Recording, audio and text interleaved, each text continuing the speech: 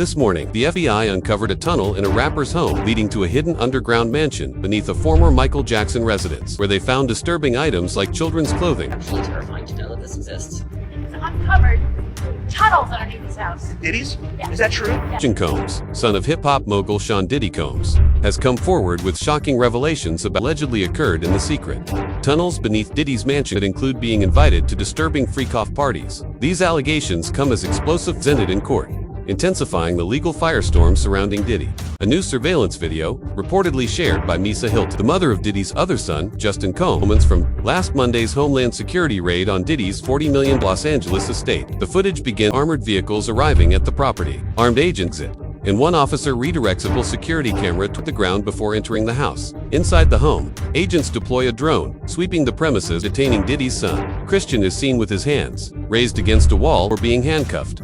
Justin appears next on his head and is escorted down a hall. The clip ends with another identified man being dragged outside by agents.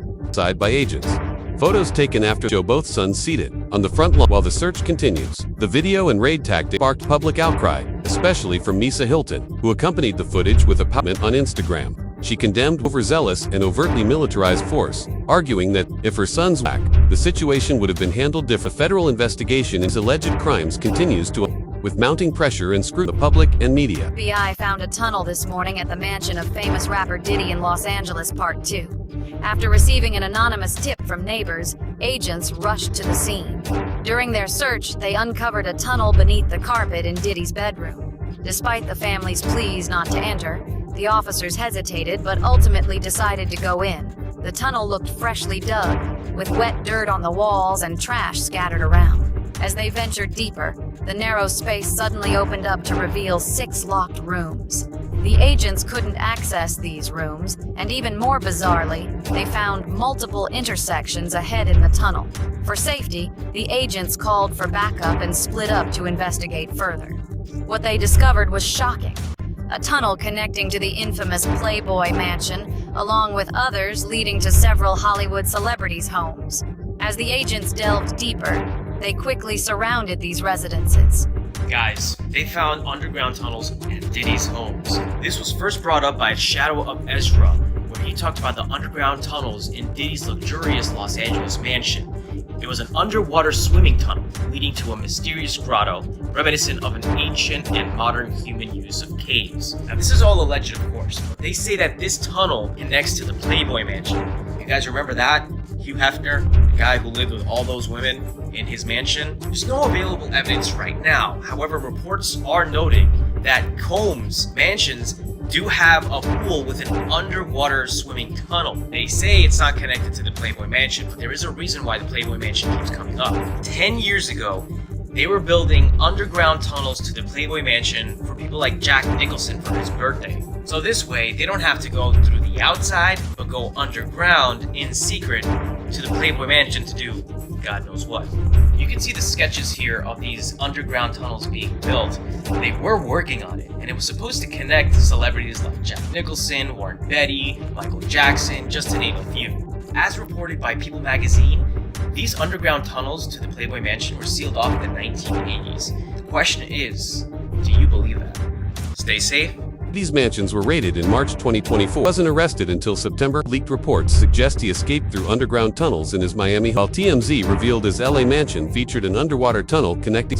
The media and everyone is trying to say, no, there's no connection. Well, have you guys even figured out if there's a connection yet? I feel like authorities are so stuck in time in the past where, like, they say, oh, don't look into this, don't investigate this, these claims aren't real. But then we see social media sleuths put together these stories and solve investigations.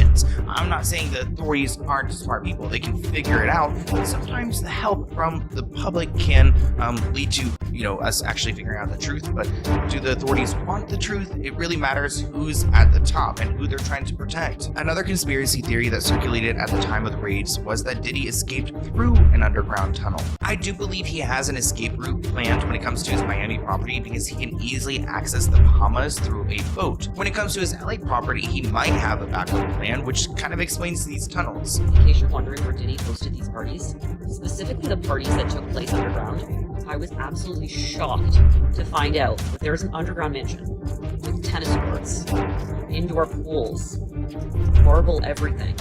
A literal ballroom. And this checks out because Ali Carter was talking about this underground ballroom.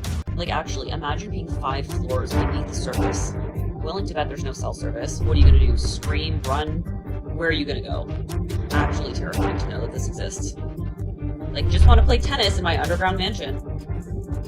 I have no words. It's crazy. I can't imagine this being real because it seems so dystopian. Per news reports in March 2024, Diddy's properties in LA and in Miami were raided by Homeland Security. Diddy's LA mansion was located in the upscale neighborhood of Holby Hills, the same neighborhood as the Playboy Mansion. However, there is no known underground tunnel connecting the two.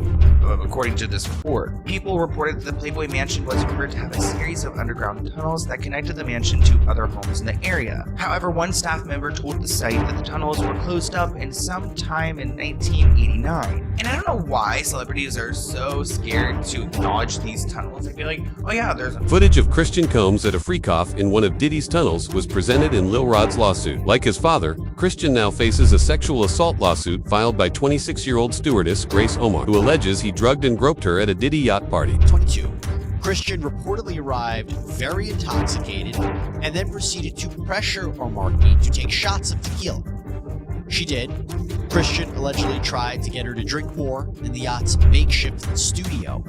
Omarki alleges that Christian kissed her neck, kissed her face, as he groped her legs, breasts, and private areas. Omarki reportedly told Christian, quote, "Excuse me, you don't touch my legs like that. I'll move my legs where I want to. If I want to do this, then I will. You don't touch my legs like that." Markey then says that she told Christian she couldn't stay with him unless it was approved by a supervisor, all of whom she knew would be asleep at the time, so this was a way for her to get out of the situation. She claims that Christian said, "Who can I talk to? I'm going to say I requested you right now." Markey then says she responded with, quote, "Well, you can take your hand off my ass for the first thing." Omarki says that she tried to go back to her work when Christian found her again, wanted her to find him a place to sleep for the night. So she ended up taking him to the cinema room for the yacht, which doubled as a place for people to sleep. And she claims that is when Christian blocked her and groped her, took off his clothes, tried to force her to perform oral on him. She says that she was able to fight him off until someone came in. Diddy groomed his adopted son Quincy and proved that when you're a monster, not even family is sacred. Industry insiders knew that something weird was going on between Quincy and Diddy, but no one could have expected that it was this bad. Freddie P., an artist that used to work with Diddy, says that he witnessed suspicious behavior between Diddy and his stepson Quincy. Allegedly, Diddy was grooming his son, and this has been happening ever since Quincy was a child. To know, like, why were you so infatuated with a child that wasn't yours? Were you grooming that little boy? I don't even want to start those conversations. That's not your child. You know what I'm saying? And for you to keep him that close, it's like you kept him that close because he might got your secrets, because he's not your child. So if he's not your child and you that type of person with that type of character, you don't mind actually doing it to him when he finally reaches a certain age, because he's not yours. And you know in your mind he's not yours. And now you keep him real close to you. You make sure he don't go to his daddy. Why? You make sure he's separated with him and you provide him with everything he wants. Why? You got one of them little Michael Jackson secrets. He got one of them secrets that he can't tell nobody because his legacy, his manhood gonna be. And not only that, his brother no gonna look at him crazy. Only Puffy know, only God and Puffy. I don't know. All I'm gonna say is, I don't know. All I'm gonna say is, who's infatuated with another man's son like that? Like that seemed like grooming to me. I got, oh, that's his daughter's brothers. Get the fuck out of here. Huh? This isn't the first time Diddy has been accused of inappropriate behavior involving a family member. Reports have surfaced claiming he expressed sexual interest in his own mother, often calling her sexy and even kissing her on the lips. In front of friends, a resurfaced 2022 video shows Diddy smoking a joint with his mother, joking about her twerking in the center of a strip club before kissing her on the lips. His gaze in the clip has raised serious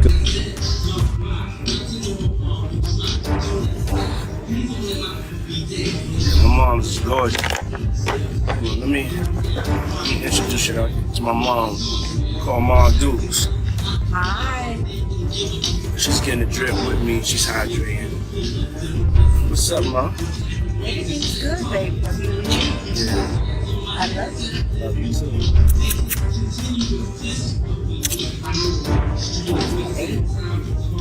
Mom, freshly dipped though.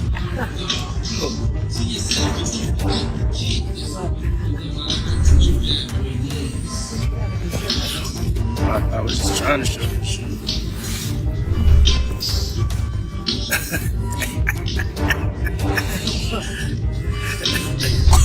Yeah, my mom's is single. Mom's is single. I ain't gonna hate on my mom's. She's single. Me and my mom talked about one time doing a dating show with her. She's so picky. She's so picky, they don't stand. But yeah, that'd be the funniest show in the world. It will be. Especially with me. I don't even want to get started if she was doing that. We're not doing that. Yeah, my mom's single. Yeah, for real. Mom Duke might have a good time. She ain't sitting in the house playing. They outside moving and shaking, baby. She come with me to the strip club. I don't care. For real. It's my dog. You know, I want to live life. Be out here moving and grooving. So my mom told me, she just said, keep moving, baby. That's right. Keep moving. Don't stop. She could touch the floor with her palms. You know? Flat. Oh! Take pew, pew, pew. According to court filings, Diddy used his son Justin to help organize freak-off parties. Photos show Justin attending these events, and he's accused of helping recruit ex-workers for Diddy. The filings in Lil Rod's lawsuit also claim Diddy's sons have long aided in covering up evidence, with Justin allegedly warning Diddy about Cassie's assault video release for his involvement in an alleged shooting cover. According to court documents, it happened on September 12, 2022, outside Diddy's Chalice Studios. Lil Rod says Diddy, his son Justin, and Justin's friend who went by G were all there. Things got heated. Lil Rod says he heard multiple gunshots ring out and later found G on the bathroom floor in the fetal position. Lil Rod says he was bleeding out of his hip and leg area.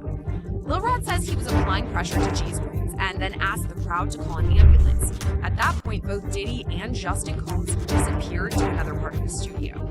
Diddy then gave strict instructions to inform the police that he had nothing to do with the shooting. He also forced Mr. Jones to lie to the police by telling them that G was standing outside the studio by a drive-by assailant. So that specific allegation involves Diddy's son Justin, but another allegation and entirely separate civil lawsuit involves his other son Christian, or King Combs. Grace Omar K alleges that Christian Combs sexually assaulted her on a yacht in December 2022, and she says it was facilitated by Diddy. Here is the other thing with Mr. Burgess. He apparently says he owns the rights to a book that was reportedly based on the alleged memoir of Kim Porter. In fact, according to TMZ, Burgess' phone was seized by the feds, and on it was a copy of a flash drive with material that was used in this book. Here's the problem. Christian and Quincy Combs, these are the sons of Diddy and Kim Porter. Quincy's actually adopted by Diddy. But they are reportedly fighting back, and they have sent Burgess a cease and desist letter to prevent the further sale of this book. They argue this is just an attempt to capitalize on Porter's fame and that they own the rights to her IP, or intellectual property, like her diary entries, or potential manuscript. As her heirs, they own it. And they also want an accounting of current sales of the book. To be clear, though, they aren't acknowledging that there is, in fact, a long-lost memoir from their mother. In fact, they've actually denied that before when there was a similar book, the Ribbon Report, we'll talk about that, published by this guy named Chris Todd on Amazon. They were adamantly fighting against that. They said that their mother wouldn't write this. But what they're basically saying is if something should exist, they own it. Mia, Diddy's former assistant, has also testified against Diddy. Her testimony shocked the courtroom as she revealed the horrors that went on behind the doors of Diddy's mansion. She described a deeply disturbing environment, one filled with coercion, fear, and psychological manipulation. According to Mia, Diddy maintained tight control over everyone under him, using fear as a weapon. Her was treacherous. She knew everything. She knew all about the drugs, the money,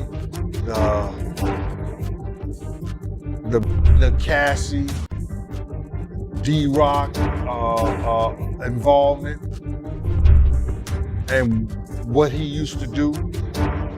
But the thing that was so crazy about it is that she said that Puff used to rip her repeatedly, damn near anytime he wanted to, all the time. Like several times she was by him. It seemed like she had the jury crime. She was ripped by Puff, bro. Now, what I know that in some states, they do just like they do murder. In New York City, because in the States, you gotta realize,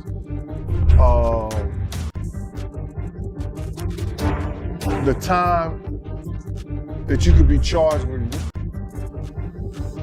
in most states is from 3 to 30 years. But there are 13 states that do the case just like it's murder. That there's no time limit on when you say or you come out and say somebody. You understand what I'm saying? And New York State is one of them. So I was wondering, did she ever get to New York? Because if she did by Puff, the state could bring up that charges against him. Things are intensifying in Diddy's trial. Just yesterday, the judge threatened to remove him from court after catching him trying to communicate with the jury. Reports have also emerged alleging that one of the jurors may already be compromised. This is involving the Sean Combs trial. Senior national correspondent Laura Ingle is standing by with legal analyst Misty Maris. And Laura, you are learning Combs could potentially be removed from his trial and not allowed in the courtroom. What can you tell us? That's right, Nicole. This has just happened in the last few minutes, and this would be a huge development if he is removed for the rest of the trial.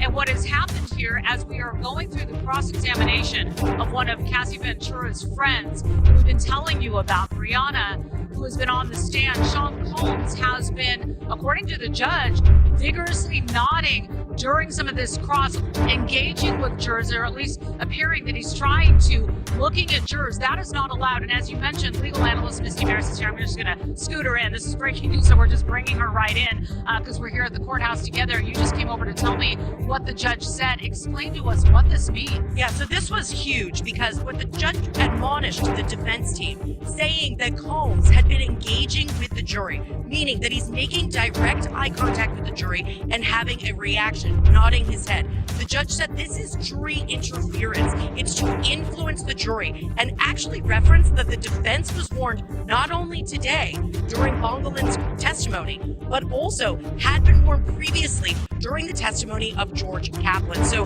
this feeds into a federal rule which relates to disruptive conduct by the defendant in the courtroom.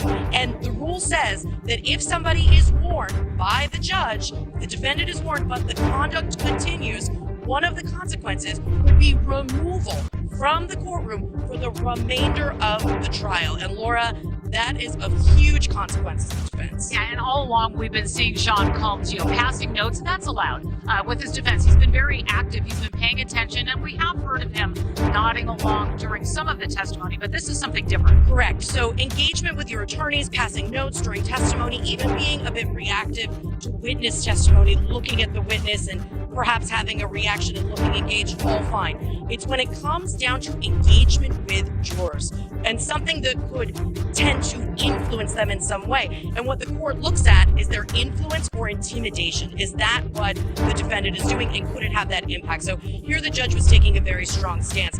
And keep in mind, from the defense perspective, that would be the most severe consequence, removal from the courtroom, because every defendant has the right to... Juror number 6 was exposed for lying about his identity and background, something many suspected. Diddy may not be able to control the evidence, but with enough money, influencing the jury could be his way to avoid prison. Juror 6 gave multiple inconsistent statements. The judge was going over his issues with juror number 6, and although he did not make a final determination, his thoughts on juror number 6 being removed were pretty clear. He stated that in the initial process, juror number 6 said that he lived in the Bronx with his fiance and his daughter. Then he turned around a while later and said that he moved to New Jersey with his girlfriend, and also said that his daughter lived in New Jersey. But then it changed again and said that his daughter lived in the Bronx with his aunt. And he referenced that this was only a couple of the inconsistent statements, that there were more. The judge then stated that he wants this juror off the jury because there is no reason why this man would have to lie,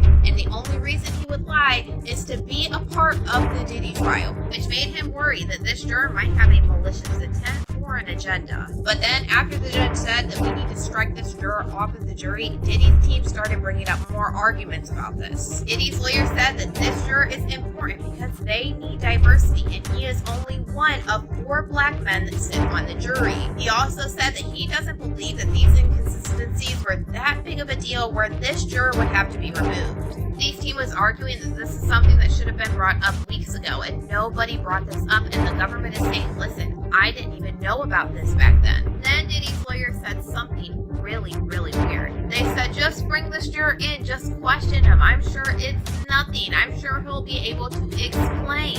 But this is what the government wanted the judge to do earlier, and Diddy's lawyer said, no, that would be harassing the juror. Then the judge told everybody to get out of the courtroom, that they needed to have a sealed... With disturbing rumors now surrounding Diddy, his career is effectively over even. If he escapes prison, his legal team has already requested a mistrial twice and plans to try a 3rd time. That's why juror number 6 was planted. If they prove jury tampering, the case could be dismissed, allowing Diddy to walk free despite the serious allegations. Sean Diddy Combs' team is once again asking a judge to declare a mistrial in his sex trafficking and racketeering case. Defense attorneys claim prosecutors presented false evidence alleging Combs dangled a woman from a balcony in Los Angeles in 2016, saying that they can prove he was in New York City at the time. Let's bring in ABC News legal contributor Bernardo Villalona to break this all down. Thanks so much for being with us. Diddy's team claims that the woman committed perjury on the witness stand, and that's why they were asking for a mistrial. What do you make of this move? Yeah, so I was in the courtroom when this witness was testifying, and when the defense attorney, Ms. Westmoreland, confronted this witness with the travel arrangements where Sean Combs was in a different state when she alleged that she was dangled over this balcony. So in terms of what the defense is trying to do, they're trying to prevent a miscarriage of justice. They are asking the judge to step in and not to wait and see what a jury would do, because now they've shown a pattern of prosecutorial misconduct by this prosecutor. Number one, with the insinuation that Sean Combs has something to do with paying off LAPD to get rid of evidence, and now with condoning this perjured testimony. So yes, they're asking for the judge to step in now and make a decision, and not to wait to see what a jury would do. Also to remember that they're doing this now because they are doing 2 things. They're also trying the case in front of a jury, but if there is a conviction, they want to make sure that they have brought this issue up before this judge, so that way an appellate court can review this decision. Okay, thank you for explaining that context there. And prosecutors, they are expected to respond to the mistrial request before court resumes tomorrow. What do you anticipate will happen? So on this specific issue, I think the judge is going to deny the defense's request for a mistrial. The reason being because they're dealing with something having to deal with the credibility of a witness. The jury is the finder of fact. They are the ones that determine the credibility of witnesses. So that being the case, the judge is going to say that it's up to the jury to determine the witness's credibility, that being of Cassie Ventura, and also if this witness has supposedly gave perjured testimony. So they're going to leave it. The judge is going to let the jury to decide and going to deny the defense's request. Evidence tied to Diddy has a history of mysteriously vanishing. In the arson case where Kid Cudi's car exploded, fingerprints were recovered but accidentally destroyed before identification, with tapes, photos, and prints repeatedly disappearing. Many are questioning if this is truly coincidence or something far more calculated. Is adjourned today in this and racketeering trial of Sean Diddy Combs. Today, the defense requested a mistrial following testimony from an LA arson investigator, but the judge denied the request. ABC's Rena Roy has the latest.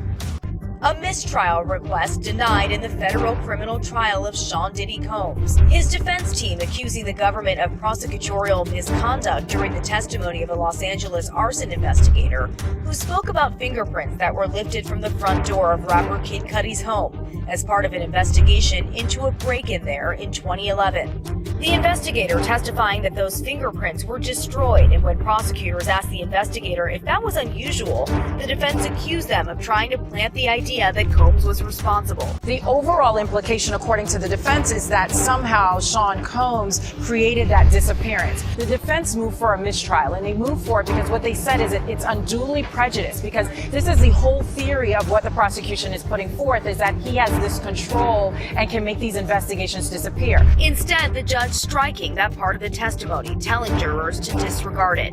Right before, the jury heard from a police officer who responded to that break-in, testifying that he saw a black Escalade leaving the scene with plates registered to Combs' company Bad Boy Productions. The arson investigator also testifying about another incident at Kid Cudi's home in 2012 when his Porsche was set on fire. He testified about the smoke and fire damage in these photos that were shown to the jury, and said he determined the fire was targeted and started with a Molotov cocktail. Kid Cudi last week testified he believed Combs was responsible for both incidents after finding out he was dating Cassie Ventura. Tonight, our first look inside Combs' Miami mansion, the day federal agents busted the gate open last year to raid it. A federal agent testifying about the evidence, guns and ammo seized from Diddy's home that were found near alleged freak-off supplies, which included dozens of bottles of baby oil and boxes of platform heels, bondage restraints, and bundles of rope. Also photographed as evidence that day, motivational messages on Combs' bathroom mirror that included "You a legend" and "Upward motion," and drugs. Lots of drugs, including ones found in plastic bags inside a Gucci bag, and orange tablets with the Tesla logo that tested positive For the first time, concrete evidence against Diddy has emerged. Photos from his arrest show Combs' hotel room filled with bags of drugs, baby oil bottles, and even guns. If Diddy walks free, it won't be because he's innocent. It'll be because he bought the system. But the truth is out now, and no matter how deep the tunnels go, there's no hiding anymore. This trial isn't just about Diddy anymore. It's about the industry that protected him, and it's finally being dragged into the light. So what do you think? Is justice even possible when the system is for sale? Let us know in the comments, hit that like button, and subscribe so you don't miss what comes next. If Diddy walks free, it won't be because he's innocent, it'll be because he bought the system. But the truth is out, and no matter how deep the tunnels go, there's nowhere left to hide. This trial is bigger than Diddy. It's exposing the industry that protected him. So do you think justice is possible when the system is for sale? Let us know in the comments, and don't forget to like and subscribe for updates.